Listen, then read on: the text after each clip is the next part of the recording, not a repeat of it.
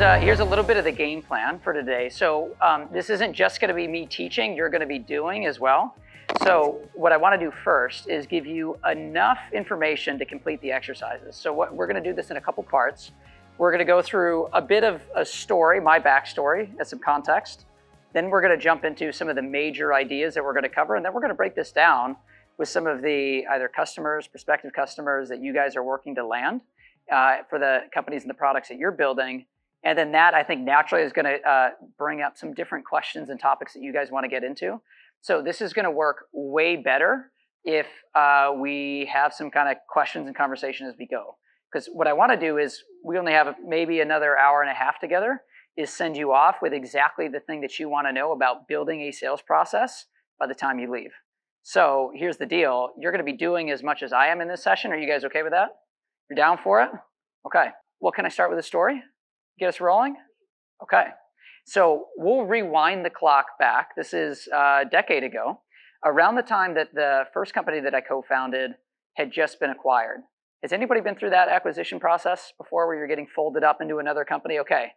So a couple of you know that oftentimes, like when this goes down, you don't always know exactly what your job is going to be as part of the founding team. It's kind of like, these are some like fairly smart people. Let's just get the deal done, and then we'll figure out what we want them to do inside of the new company.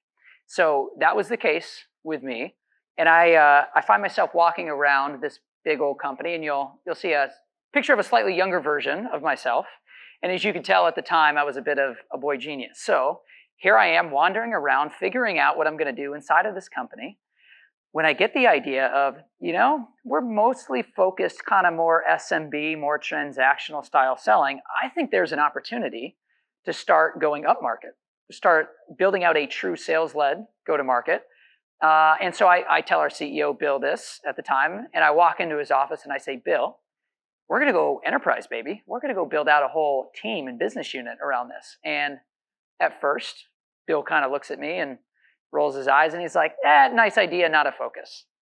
So this conversation plays out a couple more times until eventually Bill says, okay, Nate, here's the deal. You go land the first enterprise contract, bring me the proof, show me that it's possible, and then you'll get the resources that you want to go build out this team, this business unit. And I'm like, Bill, look at me here, right? This is no problem. So I go off, 3 months go by, I go back into Bill's office and I hand him a healthy 6-figure contract, and I'm like, Bill, here's the proof. And he's like, all right, that's fair. Deal's a deal. You'll get the resources that you want, but here's the catch. You can't stop selling. You can't stop generating revenue. And so again, I'm like, Bill, this is me. This is no problem, right? So another 3 months go by, another quarter. I go back into Bill's office, and we have to have a rather awkward conversation about the fact that we had closed nothing, absolutely zero in revenue. So I go through a lonely period of reflection, and I decide I'm going to go back to the first champion inside of that first deal, who helped me get that done from the buying side of the table. His name was Charles. And so I go back to Charles, and I'm like, hey, look, nothing is going as easily as it seemed it would after working with you. Like, clearly I'm missing something. You know something about this deal that I don't. Fill me in here. So what Charles proceeds to do is he opens up a whole series of internal email threads, memos, materials about our deal that I had zero part in creating. So he was creating his own sales material to get our deal done with his internal team. And what I realized in that moment, this is the big idea that we're going to unpack together, is simply this. Like, us as founders in the room, if we have, how many have any account executives, kind of sales team already hired and in seat? Okay, small handful. So we don't, and our sellers do not close deals. In fact, it's only our buyers that do, because they are in the room at the point that a decision is being made. So they have the ability to shape and influence the outcome during buying conversations that are happening every single week about us without us there. And this is a reality that when you look at the traditional or the typical go-to-market motion, it's completely missing. And when you think about the period of time in which the traditional sales process, like this, should probably look familiar, even if you were building out a sales process for the very first time, it kind of generally looks like this, right? You buy a CRM, what does it come with? Some built-in stages that look kind of like this, right? We do some qualification, demo. If they like it, we throw them a proposal. Maybe we'll go back and forth on pricing, and then we get the deal closed. In other words, the traditional sales process that we're going to redefine together, we'll call this process 1.0. The big issue is that it misses influence where it actually matters, during the internal conversations that happen about us without us there. And so if you were to plot all of the different buying team activity that goes down inside of an evaluation, the process of buying a product, usually, and there's some interesting data from Gartner around this, as a seller, as a founder, we're involved in anywhere from 5 to 15% of that. So we have just 5% of the buying team's time. If it's a competitive deal, they're talking with multiple different people in order to get a deal done. So the main question that we have to address when we're thinking about designing and building a sales-led go-to-market is simply this: how do we build influence over the buying process? How do we increase the degree of overlap between us and the buying process, including the things that go on behind the scenes, like exactly what Charles was showing me, how he actually sold the deal. Now, to do this, what we're going to unpack, here's a simple analogy for it. It's kind of like this idea of Legos. Anybody play with Legos? Anybody have kids that play with Legos? So I was on a flight laid over in St. Louis, got delayed. So I was walking around the airport. Did you know they have Lego vending machines now? It was amazing. So I built a little Formula One car and weighed out my delay. It was great. Now, here's the idea of how we design a sales process that builds influence over the buying process. How most people think about selling is something kind of over here. It's like, this is the features and functions. This is what it does. 300 classic Lego blocks. Now, most of you are already thinking about the so what behind it. How do we move from just features to benefits, talking about a customer outcome? This is that second level. You can build anything with Lego. Most of us make that jump pretty quickly. We realize just talking about the tech and the product that we've built, it kind of falls flat. And so what we're going to talk about now, this is what only a rare few sales teams, one, do, and two, builders of the process design in. And it's this third piece. And this is where we build the deal with the buying team. Okay, now this is a really important point. If you look at this little girl over here on the right, how would you describe what she's feeling? What words would you use? Proud. It's a great one. What else? Accomplished. Yes. What else? Delighted. I like it. Proud, accomplished, delighted. It's exactly the emotion that we want to create in our sales process. Because to the degree that we build in a collaborative back and forth building alongside our buyer, the more we start to unlock, back on this idea, influence, because ultimately they're the one that's selling, right? They're the one that is going to get the deal done with their own team internally. And this is where the process that we design together is more about selling with our customers than selling to them. And if you can do this, man, the potential that you have is pretty significant. Now, let me show you a couple numbers. We'll put some facts, some figures around this. When we looked at data across the B2B teams that we work with our software, we started to say, okay, what percent of deals inside of their pipeline fit this like 1.0 style of we're going to sell to, talk at, and really miss the chance to influence where the decision is being made versus this kind of 2.0 process, selling with the customer. Now, just 8% of deals follow this selling with process.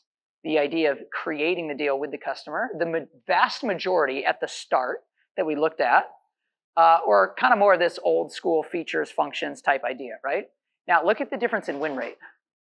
12% win rate versus a 64% win rate when the team made the shift over to building the deal with the customer collaboratively. Now, if we layer in ACV, it wasn't just that they were winning more, but they were winning larger deals. Deal value jumped from 47 to 75K. So if 92% of your pipeline looks kind of like this, the natural question is like, well, how do we do more of this? How do we design a process so that all of our deals are running through a way that we build influence, winning larger deals more often? So here's a very simple way to think about this. The primary difference that ultimately is the main driver behind sales velocity, and this is what we're going to unpack.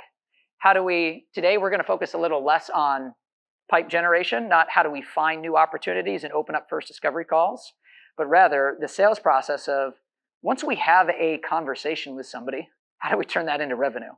So we're primarily going to focus on these drivers, larger deals, closing faster, more often. And I'm going to bring up some different examples.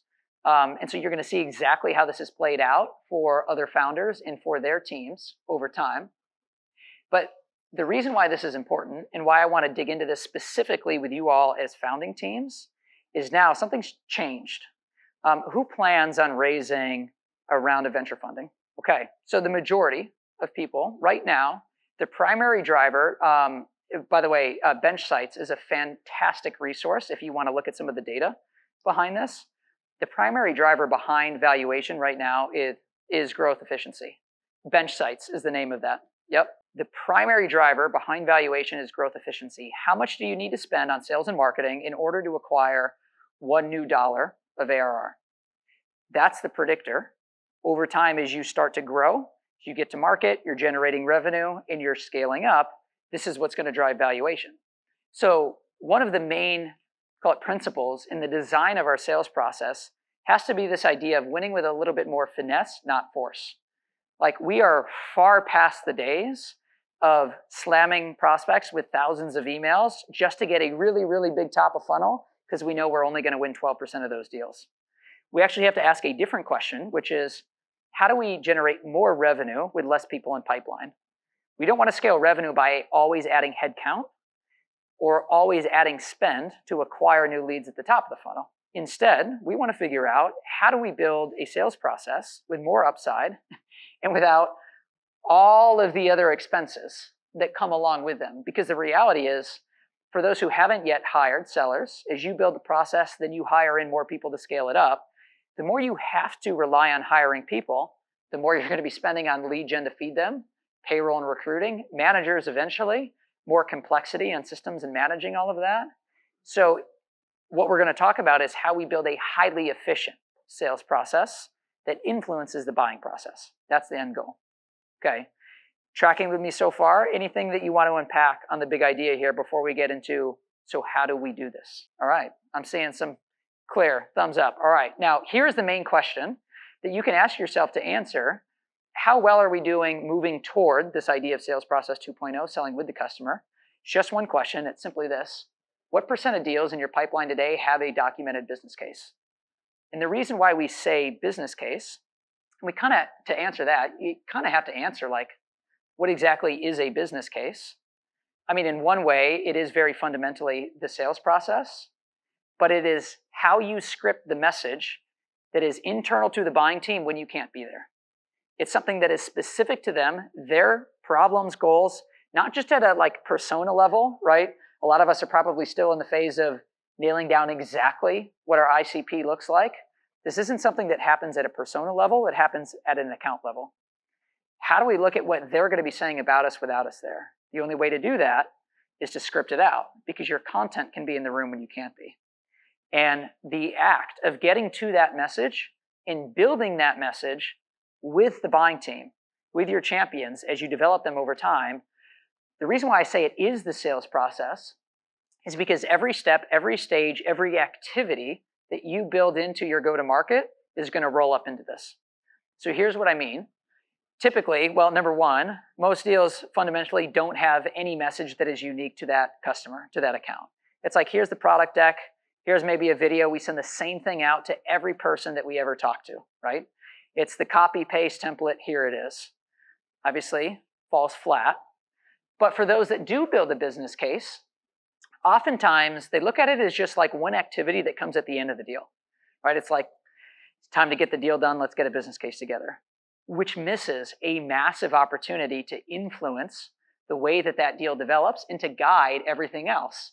For example, the types of questions that you ask in discovery, what you're showing in building into the design of a demo, how you multi-thread and begin to get other contacts inside of the deal is going to significantly change when you begin to think in terms of, so what are they going to be saying about us? How are they going to describe the value and why this is worth prioritizing right now? Solving this problem now, today. And how, what we're going to do, and this is going to get us into a bit of the exercise here as we go, is we're actually going to build this, and you can do it inside of a single page. And if you were showing up wanting the 25-step play-by-play exactly how to do it, it's actually going to be far more simple than that today. You can think about your entire sales process in a single page of content.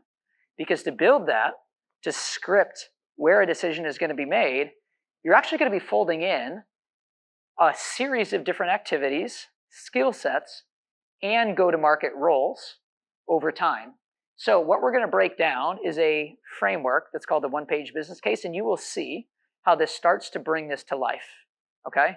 We're also going to tee up, you guys will walk away with the whole step-by-step frameworks for everything, but today we're going to keep it simple, and we're going to focus on the single highest impact way to think about your sales process design, which fundamentally this is guiding the buying journey. Yes? Yes, we are going to share the slides, and you guys will have more templates and frameworks than you know what to do with when you walk away. Yes, yes, exactly, actionable. One example of that is going to be a simple way to think about milestones or a series of smaller decisions that your buyers make along the way of the final or the ultimate purchase decision. And alongside these steps and stages is going to be a series of frameworks that guide each and individual stage. So for example, one of the very first objectives inside of the sales process is to find and frame a high-cost, high-priority problem. So the way in which we do that is going to be guided by, well, do we actually know how this team is looking about prioritizing the problem today? Like, if they've been living with this for a little while, why actually do something about it right now? That's what we mean by high priority. So these steps, these stages, and then the frameworks that'll come along with it, it's meant ultimately to do two things. One, to keep it simple. Like, we're looking for a single sentence objective at each stage to guide how the buying team makes progress, ultimately to the end purchase decision. But it's also something that we can test within your written content to produce evidence of where the deal actually is over time as you track how it develops. Now, here's the primary difference in essentially revenue.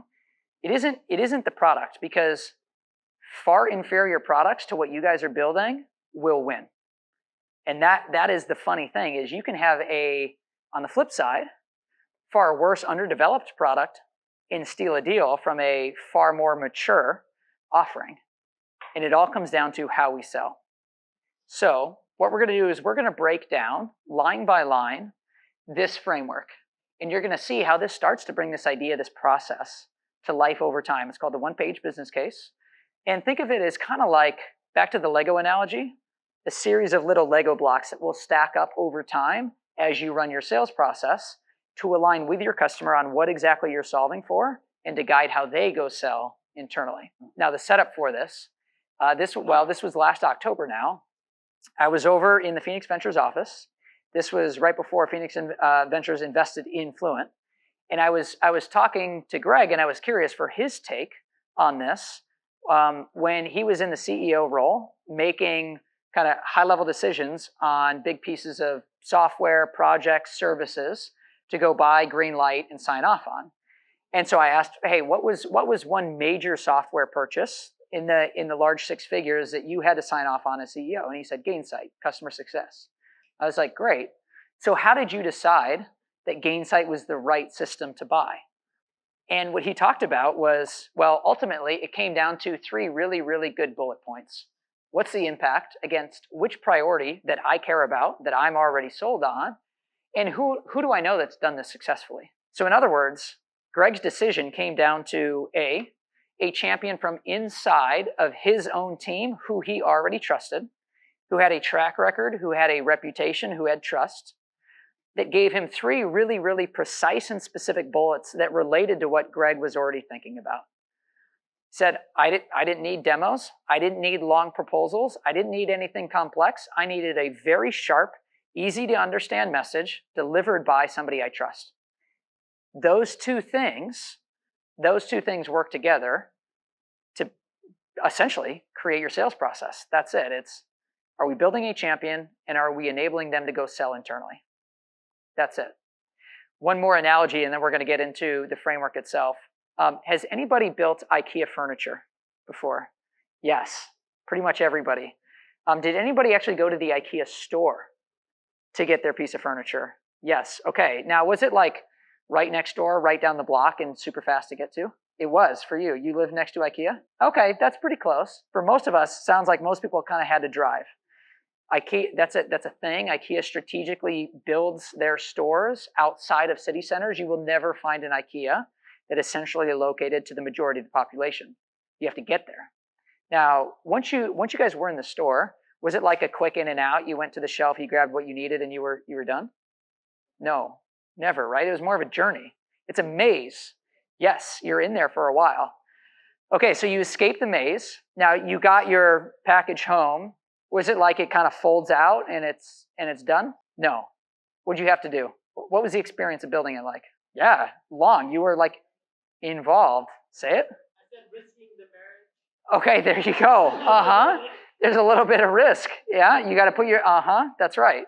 Now, here is the incredible reality of why IKEA does this, and it is a real thing coined the IKEA effect. We value, almost to an irrational degree, what we are involved in building.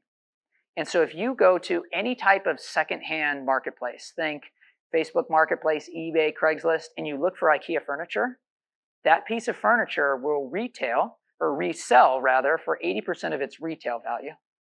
And let's be honest, is IKEA like the highest quality furniture? No, it's not, right? So people put such an irrational premium on what they've built that it's almost like, well, this doesn't make sense. It's not worth that much. It is the exact same thing. Back to think about the little girl with the Lego set. When we involve the customer in building this framework that we're going to break down, same thing starts to happen. One of my favorite champions that I ever worked with was on a deal with Estee Lauder, the kind of makeup company. It was with the VP of Digital Innovation there. And in one of our meetings, she said flat out, if we don't get this deal done, I am quitting my job.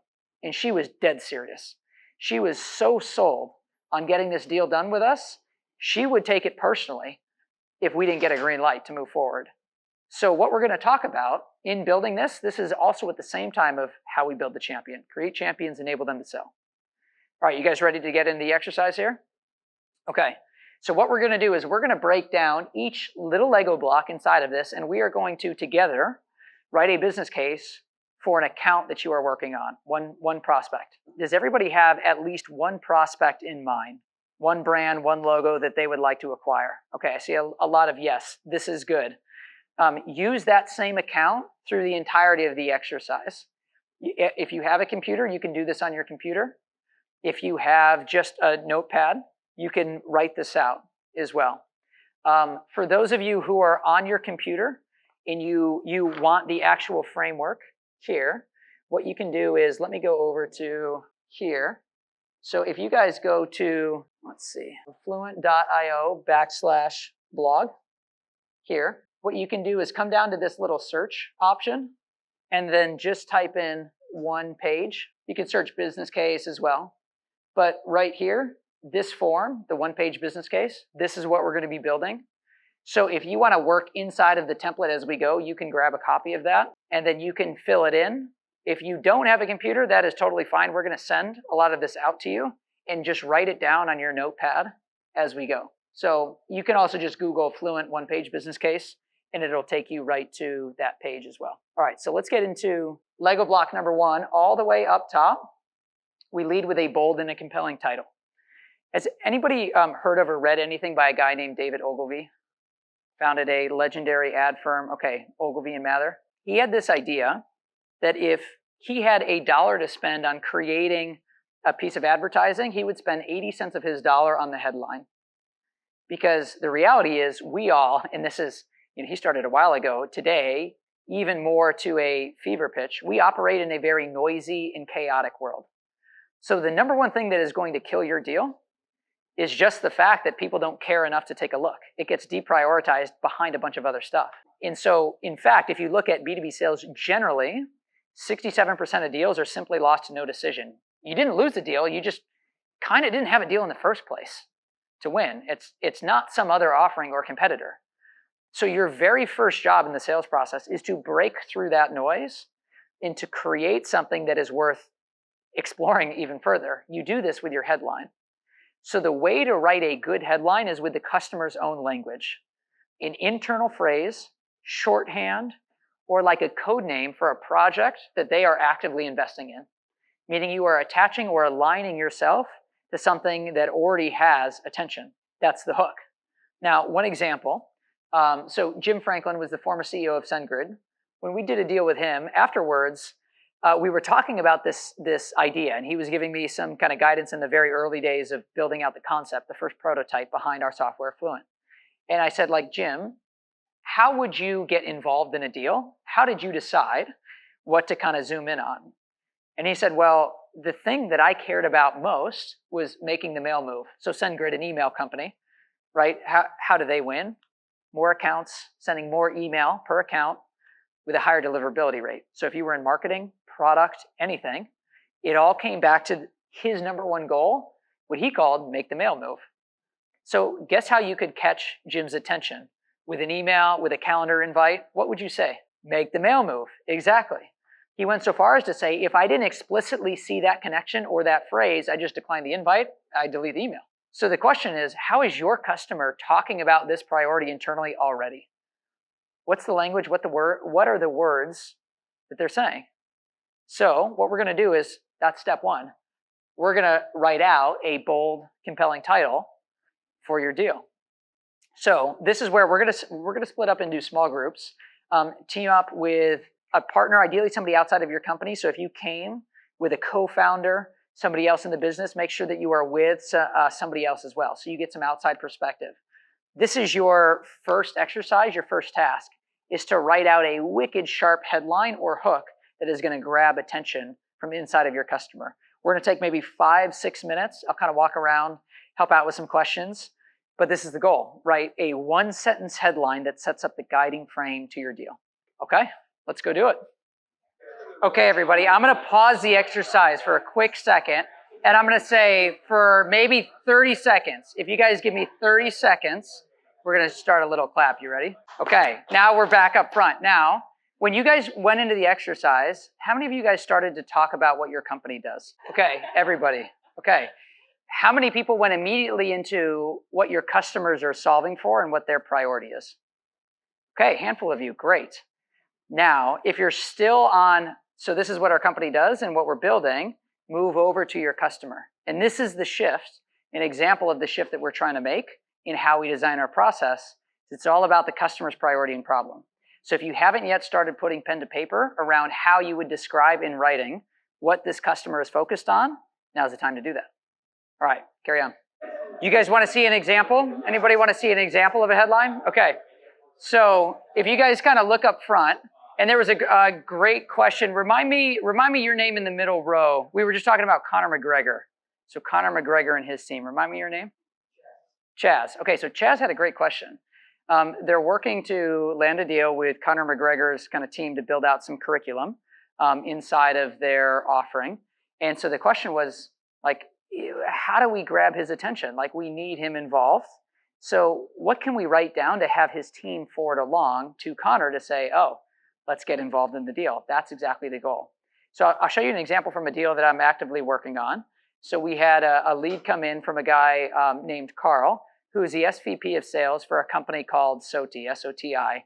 They're a couple $100 million, basically outsourced IT service provider. And he's like, our core market in many ways is kind of like disappearing right now. And we've kind of stalled around a couple $100 million. He's like, we want to get to $1 billion booking level per year. He's like, that is my narrow focus, to figure out what do we have to change in our sales process to get us there. And he used this term, NPIs. That's their internal vocabulary for new product introductions. They're trying to diversify their offerings. And it's a totally different customer set, and it's upending the way that they build their sales process. So what was my headline? Becoming a $1 billion booking company with NPIs and a modern go-to-market. And so I'm using exactly what he is focused on, what he's talking to their senior leadership team on, including their own language, NPIs.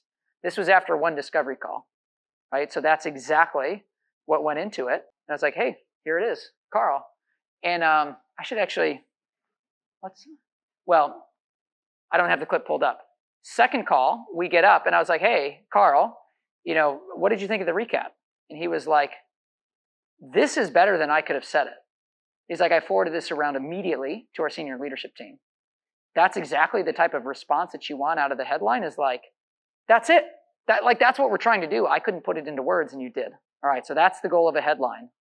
Now, what I'll say is I'm going to keep us moving to the second piece, because chances are you're going to think of the headline as you go into this next piece.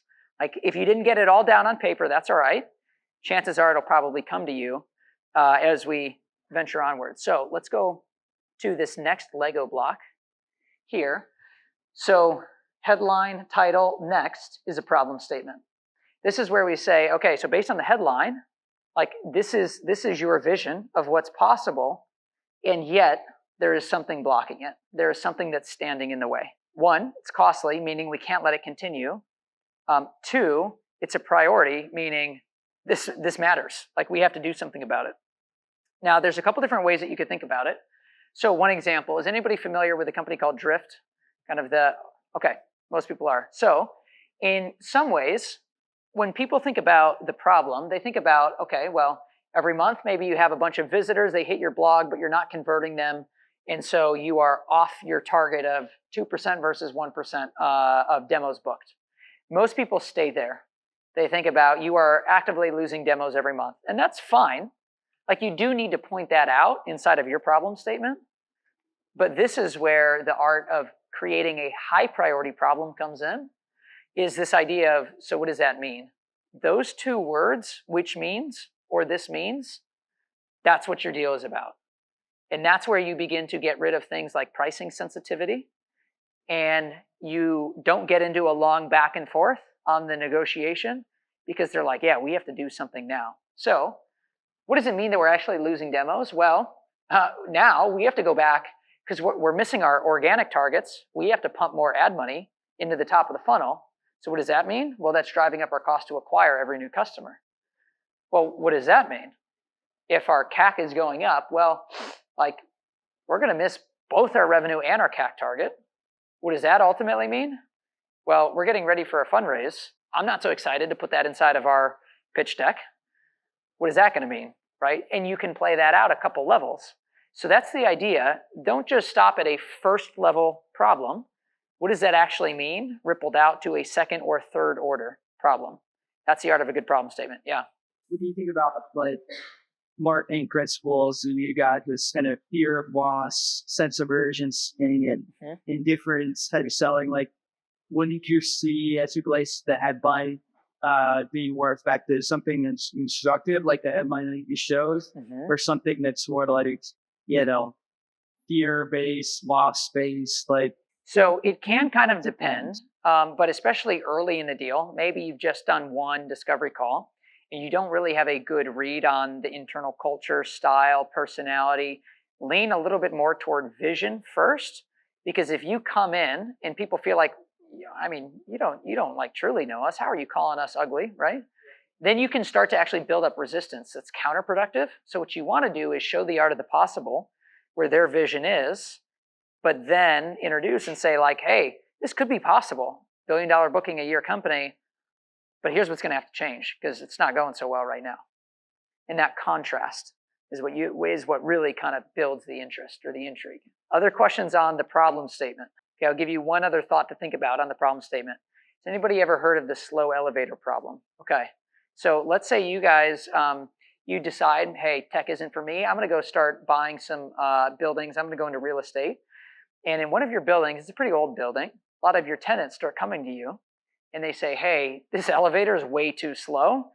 It's like super frustrating. I'm going to cancel my lease if you don't fix this slow elevator. What are you going to do? How do you fix a slow elevator? Speed it up? How would you speed up an elevator? Yeah. More power, upgrade the motor, the hydraulic lift system? Yes. Okay. Hey, well, okay. Let's start to think about this idea. Yes. Okay. Music. Okay. Now what you guys are starting to pull apart here is the problem was framed for you. It's a slow elevator. What's the problem? Slow. What's the solution? Fast. But what if that's not actually the problem? What if you're solving a different problem? Now, I started to hear some people jumping into the solution space around music, other things. So how could you reframe the problem from, it's not actually that the elevator is slow, it's that, what's another problem? People are bored. Yes, they don't like to wait. Exactly. So what do you do for people who are bored? You distract them, you entertain them. Exactly. How could you entertain people? We heard music is one. What's another way? You add mirrors. What do people love to do? We like to look at ourselves. Exactly. It's a real thing. Next time you guys go into a very old building with an old elevator, notice how often those have mirrors in them. Okay, so this is what you are doing in the problem statement. If you breeze past this, you miss an opportunity to build conviction in the buying team around the right solution that they need to move toward. Because problems are subjective. They are not objective.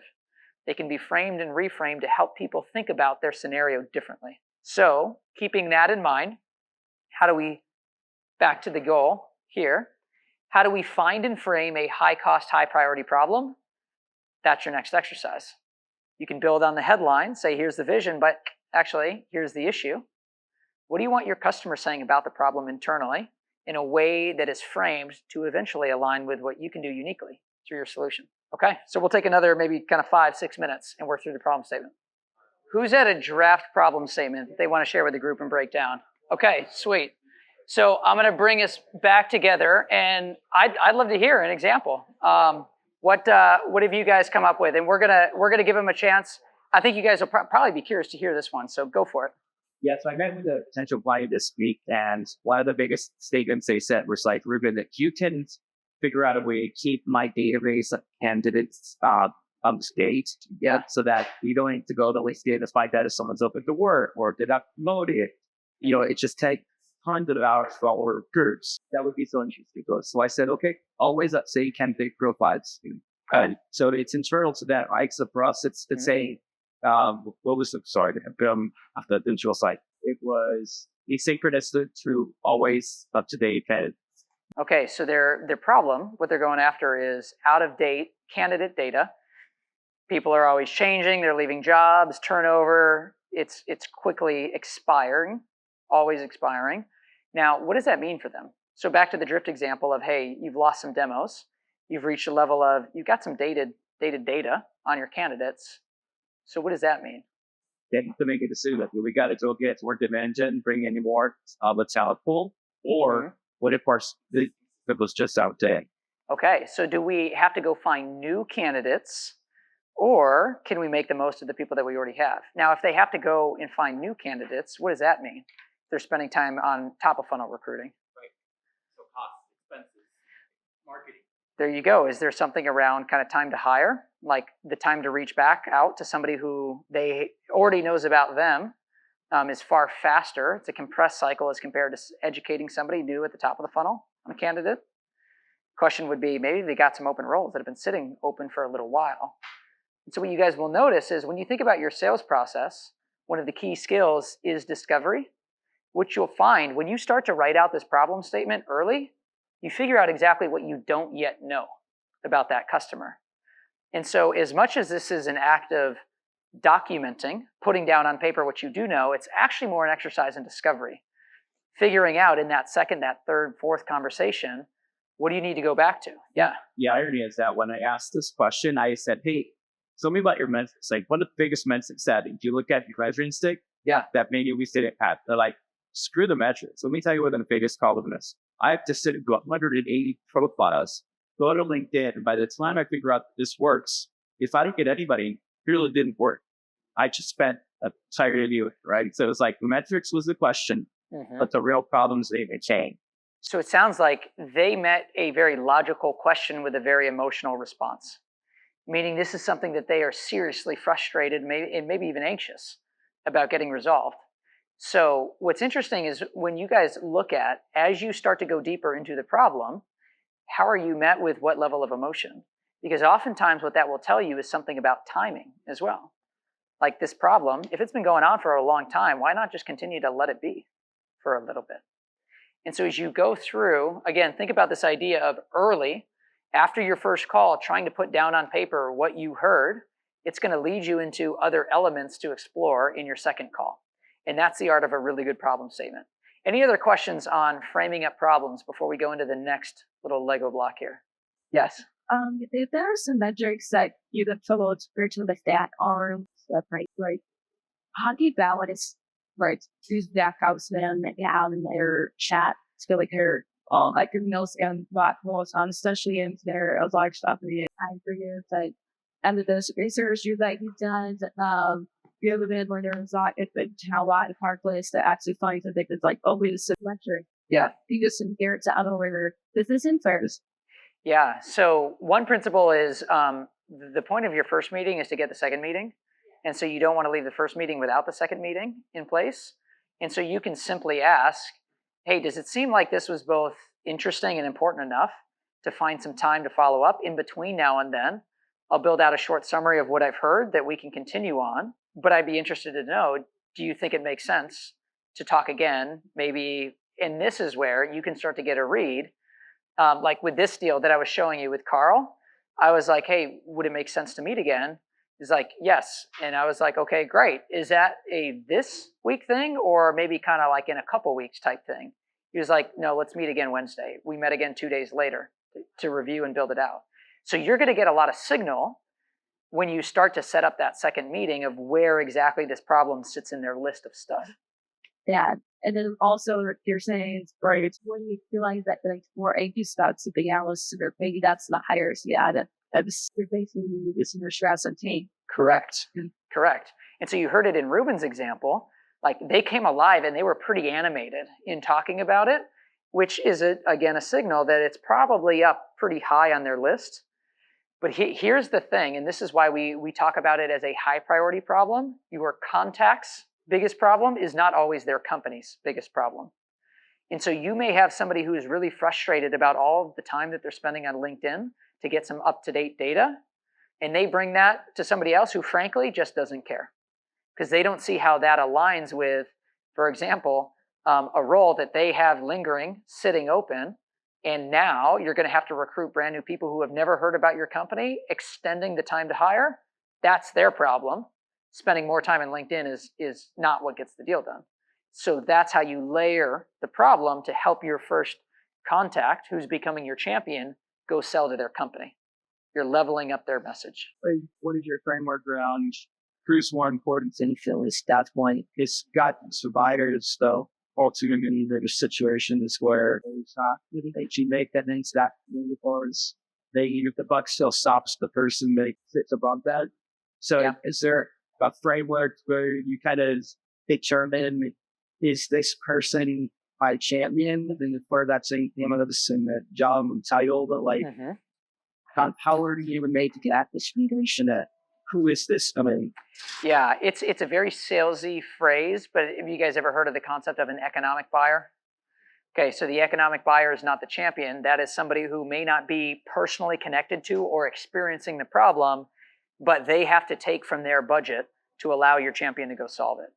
And so the best way to do it is to go back to the extent that you guys now have a pattern of deals that have closed, to look at whose name signed that contract and is there consistency in their role within the organization, what they are involved in. That's the best way to do it is look at what it was in the past, and now you know how to design your deals going forward. Other questions that are coming to mind? Yeah. Regarding the problems that we try to expose fake that we like to face this. Yeah. Let's say they can have that conversation and get it towards the conversation. You find that, okay, the way they're actually, like their source that they get to even rank the problem, that is on, like, this is your frustration. Yes. Like, for example, I that we got right now, right? So the volume of these that are getting here is a big key point of their discussion and everything. Yep. You take a look at it and say, well, if the volume of these are getting in, it's not the issue, it's quality of these that you have. Yes. Right? You have to make it and so forth. So, rating that, there's certainly, metrics that they're going off as a department, the point of contact you're talking to, these trays to build it to the leads. Yeah. So that the lead volume is there, that he's getting recommended by, let's say, examiners. Yes. Quantity that's there. It's not, yes. So in other words, it's not a quantity issue, it's a quality issue, and you have to help somebody rethink an old problem in a new way. So there's a concept for this. Challenger, which has done a fair bit of sales research, they call it commercial teaching. Commercial teaching is where you educate your own buyer about something that's going on in their world, and they're thinking about it in a new way for the very first time. It is one of the highest correlated emotions in a sales process to a closed won deal.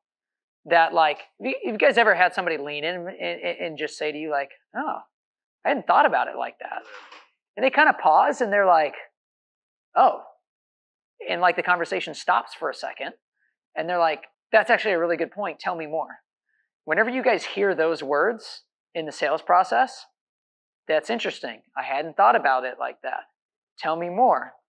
That's a really good indicator that you're on the right track. Because if you think about the position of where that puts you in the deal, makes you more the guide, not somebody who is selling at them, right? You're educating them.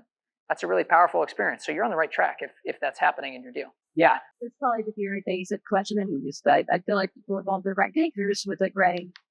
I've so situations where I'm trying to thought it's like how is the most support with people like ours to get us I get run but like say okay somebody a company that I believe had they may have a CFO or a COO client services. Yep. And then it's calling works directly take the advocacy that's gonna be actually experienced in from that rather than just in firsthand.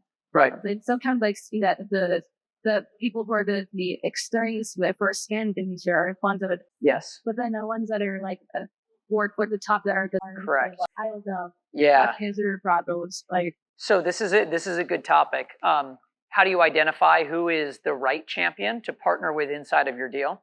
So a champion, we'll just define that. It's three things. One, influence. They can actually shape the decision outcome. So influence. Two, incentive. There's a personal win for them that ties them to the deal. So it's not that they can take the deal in a certain direction. They want to take it in your direction. And then third, information. They've seen how deals get done. They know the pitfalls, the obstacles, the blockers. So influence, incentive, and information. You need all three things to be a champion. However, this is where it's not a black and white thing. It's more like shades of gray. And one of the best analogies for this, has anybody ever heard of a firm called Bridgewater Capital or a guy named Ray Dalio? Okay. So how that firm makes investment decisions is pretty fascinating, actually. They built out a system internally that they call the dot collector. And it tracks how people vote on certain investment decisions over time. Now, if that investment performs really well in a certain area, then obviously that's like a plus for the person who said, yes, let's invest. Over time, that pattern builds. It creates a track record. So whenever they vote on a future decision, they add what they call a believability weighting. How believable is this person in their recommendation to back this investment? Some people, they have a very strong track record in a certain area, and that is weighted to a high degree. Now, what I find fascinating about this is they made very explicit what all of us do very implicitly. Whenever somebody comes to us and they make a recommendation, we evaluate them not on the merit of the idea, but who the person is that's bringing the idea. So that's why what we're talking about, you're writing out your message, but the other piece of this is the messenger. And so the question is based on their role, but not just the role. And that's where we often miss, is we just think it's a title thing. We miss this idea of a company is less of a hierarchy and it's more of like a social network. And people come with trust and baggage in working history. And so the best thing that you can do is you can look for other indicators.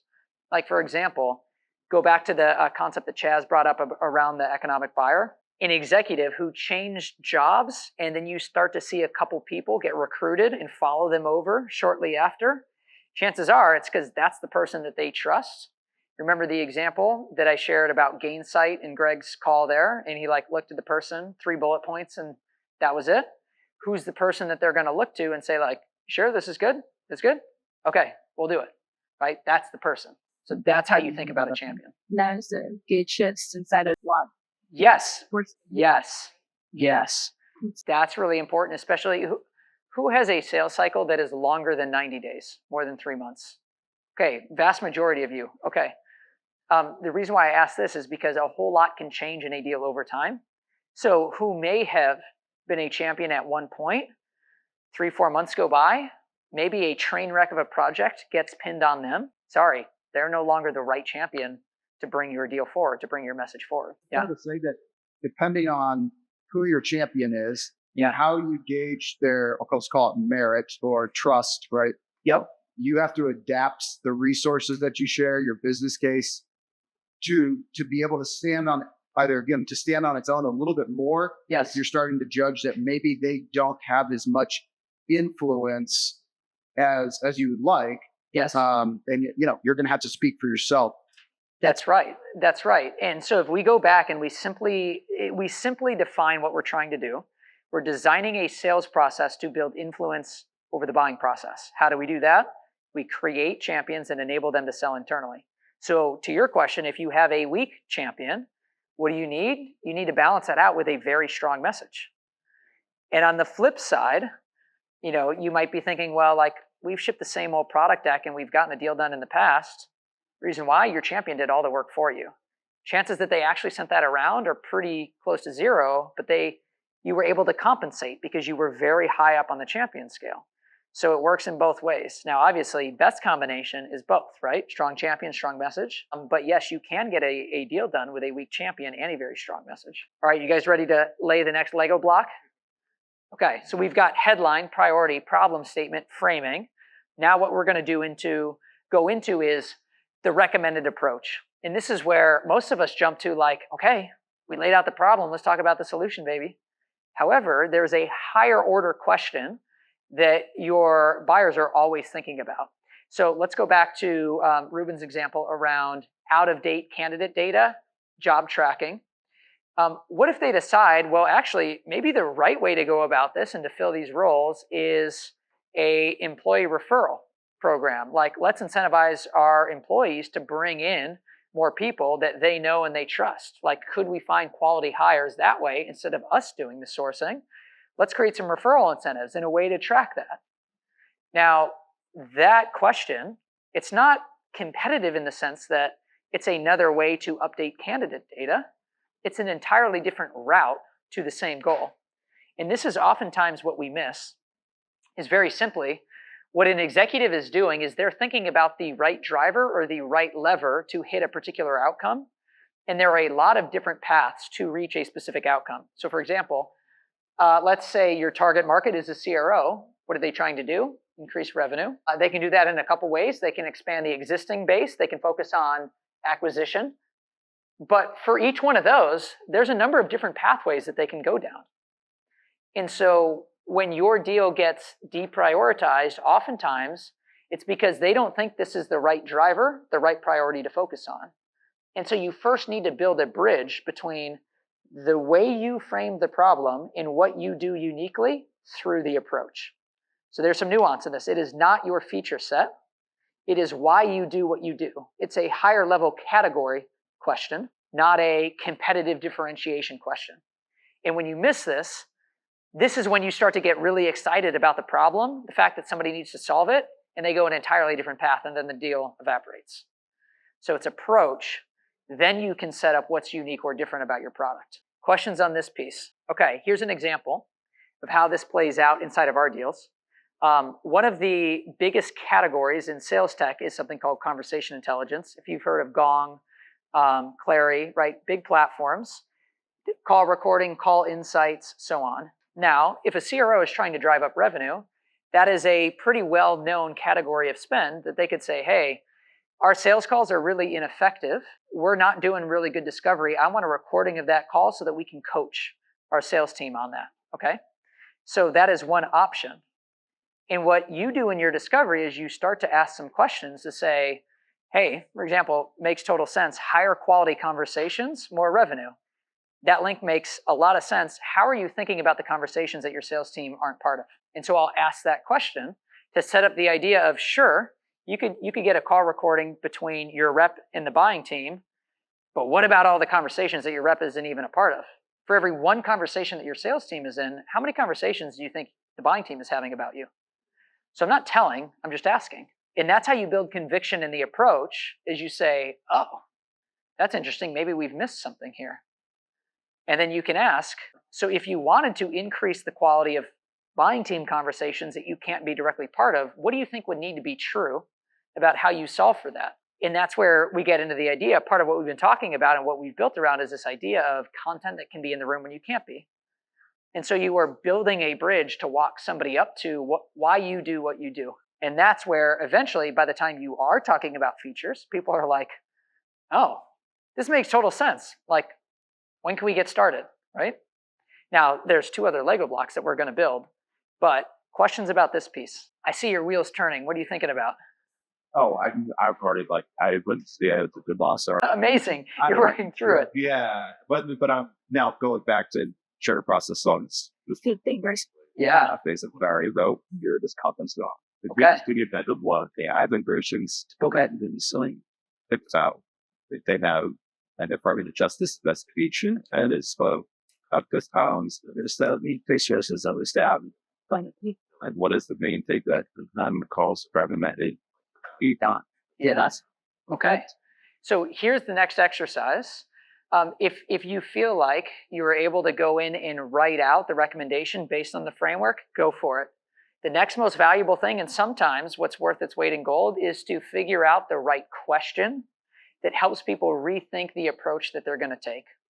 So the example that I gave you was, hey, makes sense. You're focused on what your sellers are saying in sales meetings. How are you thinking about what your buyers are saying about you without you there? That's a reframe, and it points somebody down a specific approach. So what's the question that you're going to ask to help somebody consider the approach that you enable? That's the exercise. We'll take another 5 minutes, and then we'll come back together. What question is? What question do you want to ask to the buying team to help lead them toward your approach? And you can use my example as one option to kind of get your wheels turning. Because when you find that question, I will tell you, it's a big difference maker. How you guys doing, by the way? You want to stand up and do the exercise? Chris was talking about coffee, and I know I'm working your brains. So if you guys want some coffee, you want to walk around, you should totally go for it. Okay, y'all. I'm going to bring us back together. Who has a question that they came up with? Who has an example that they want to share with the group? Anybody have a moment that stuck out or was interesting in your conversation? Let's hear it. Anybody get to an interesting kind of insight, question, point that is sticking with you from your conversation? I'd love to hear it. What do you guys think? I'll share one moment from my conversation. We were talking about how sometimes if you actually visualize this and show it, like, hey, if this is the thing that we're working toward, there are a couple different paths that you could take to do this. How are you thinking about which makes the most sense for you right now? What do you think is the priority? And as they talk about that, you understand some of the beliefs and the convictions that are behind that. And if we don't uproot those first and truly understand them, it's going to be pretty hard to do any type of commercial teaching, as we were calling it, or reframing. Anybody else want to share a moment from your conversation that stuck out to you? Yeah. So this is it from our conversations, but like just for my kids on dance director about this for the front desk, so that all factories of this standard we were asked to how do you measure their close rate at front desk today? And they're like, I don't know. I really don't. I don't even know what our close rate is.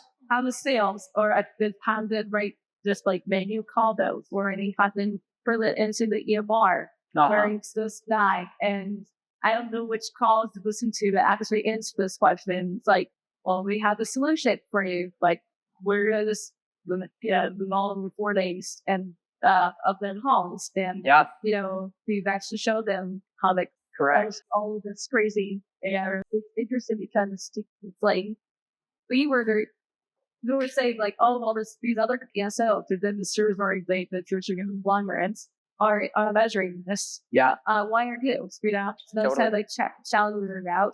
Yep. But I think they really weren't doing it. It didn't go out of different. They didn't have some issues before. Yeah.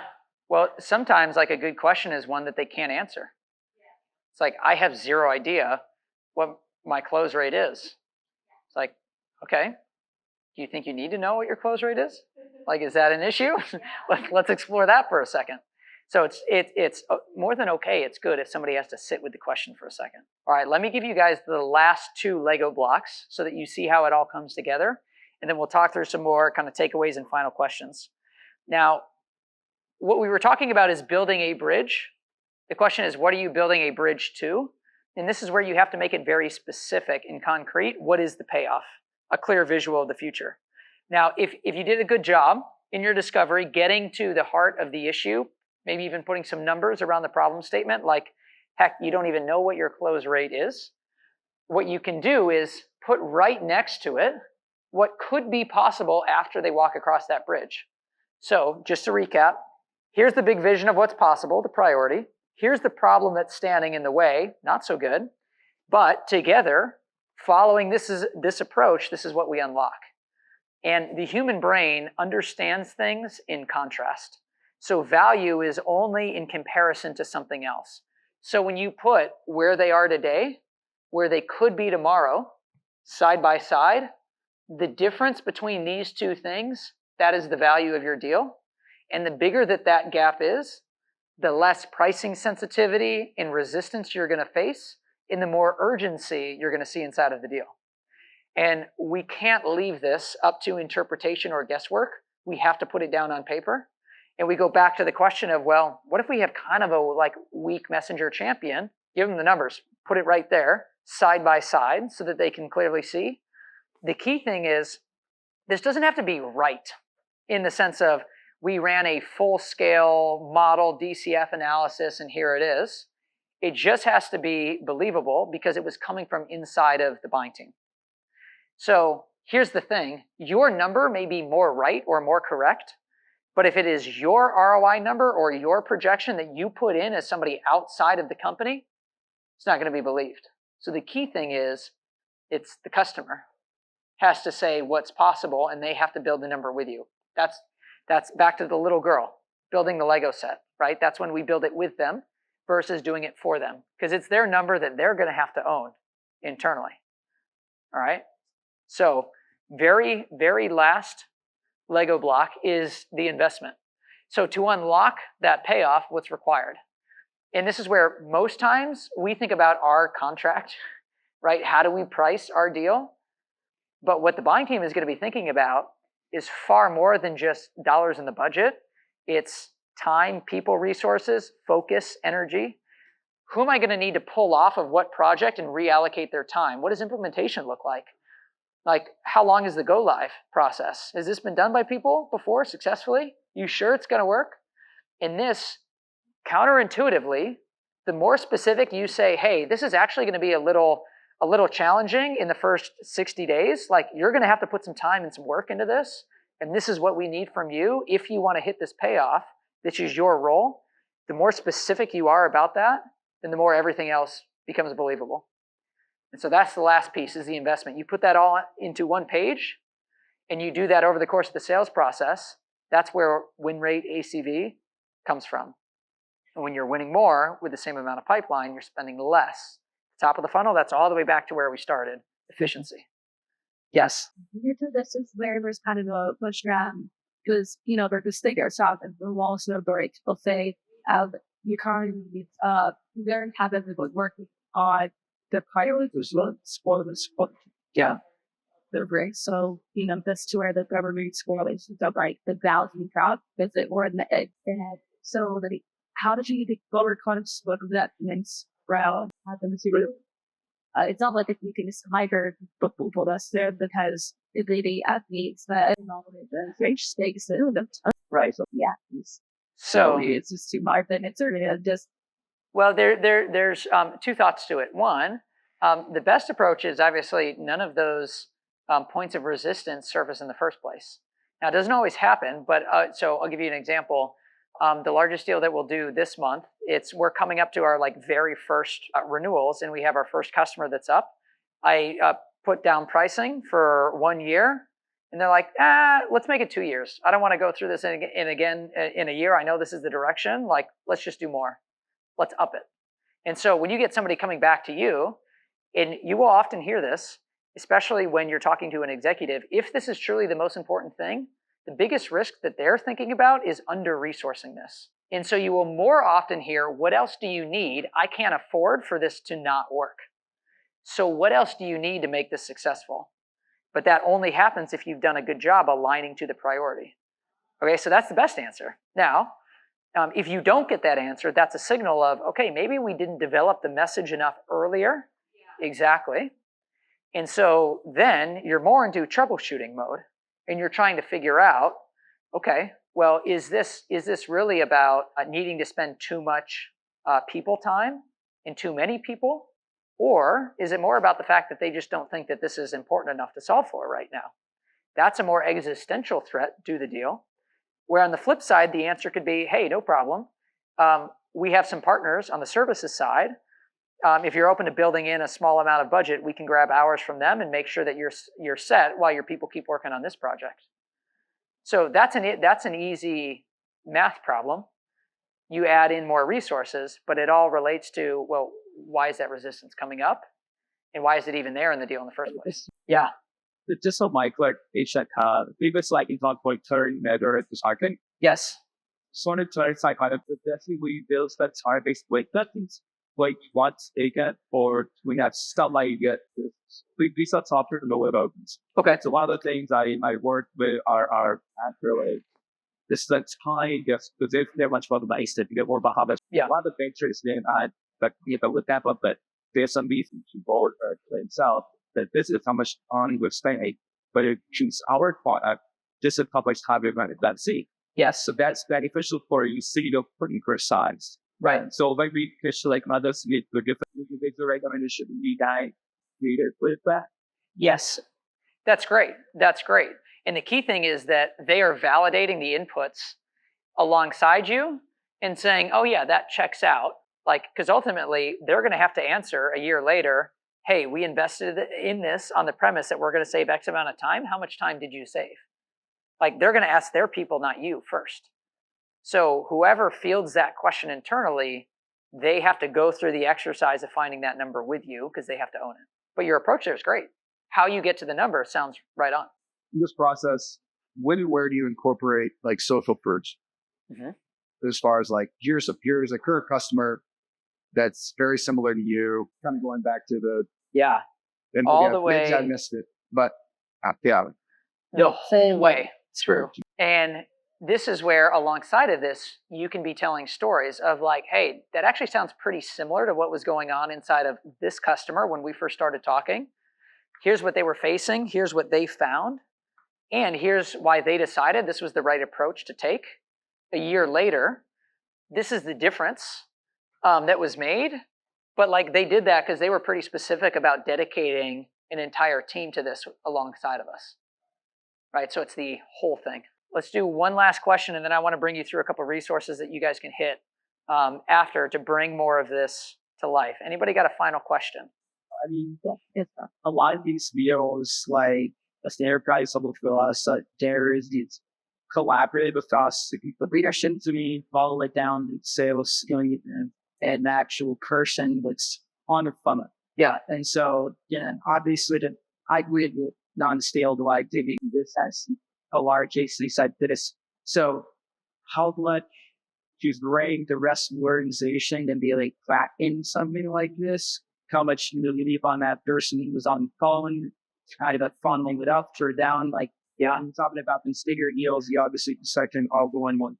Yeah, that's right. So it is a spectrum. Obviously, the higher the deal size and value, the more you're going to have involved and the more time from multiple roles. So the way that I would think about it is it scales from maybe a more commercial transactional deal all the way up to more enterprise. And as you start to go more enterprise, this is where you're going to have, for example, like any type of like sales engineering type function is going to come in the approach to show that visually.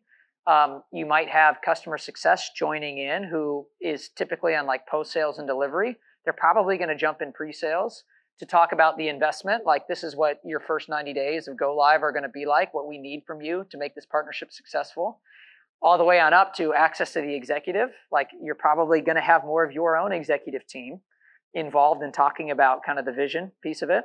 So the larger the deal, the more roles are essentially going to own that in the process. Is the you're the selling agent that is kind of the project manager, list of person, and it's kind of up to them to understand the safe orders involved in correct 100%. And this then becomes an asset for them to get their own internal team up to speed.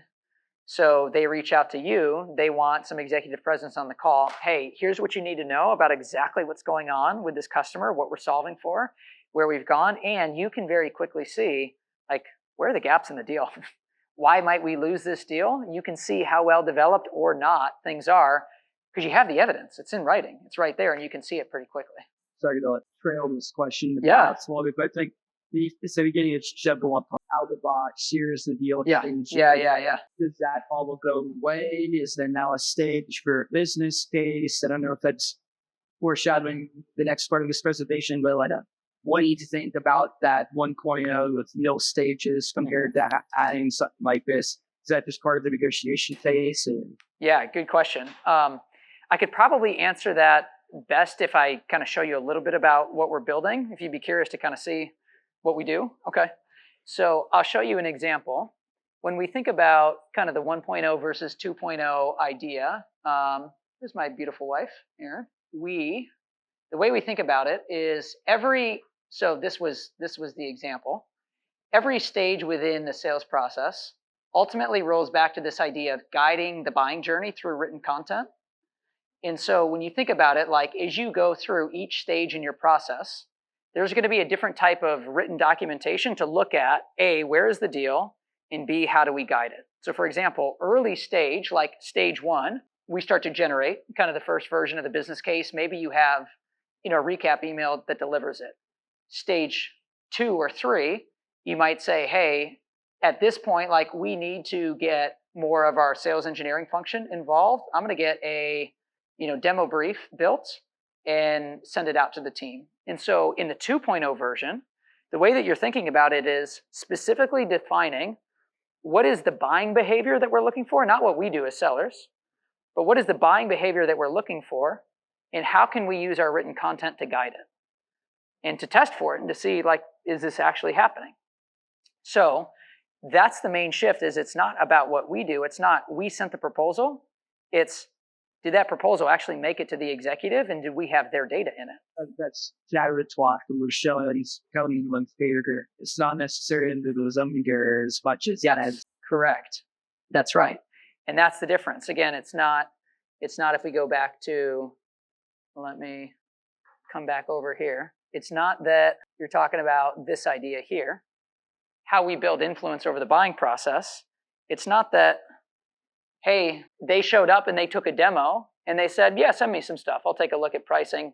Boom, we move it to the proposal stage because we sent it out. It's like, no, actually, if we go all the way back to the idea of defining each stage, let me go find the right slide.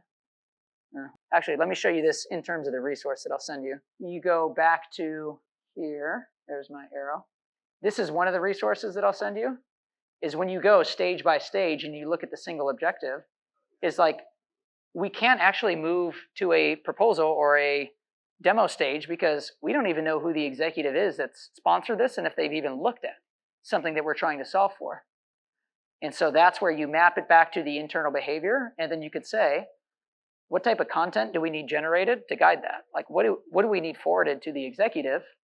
That's where we need the business case. When we talk about the approach and what's going to be required, like, do we have that action plan down on paper to show them this is what we need you to do over time to guide what they do? That's the big shift. So, final thought for y'all. This is one of the items that I can send you guys. It's a full breakdown, and it has every template, every framework that you might want. That's my email.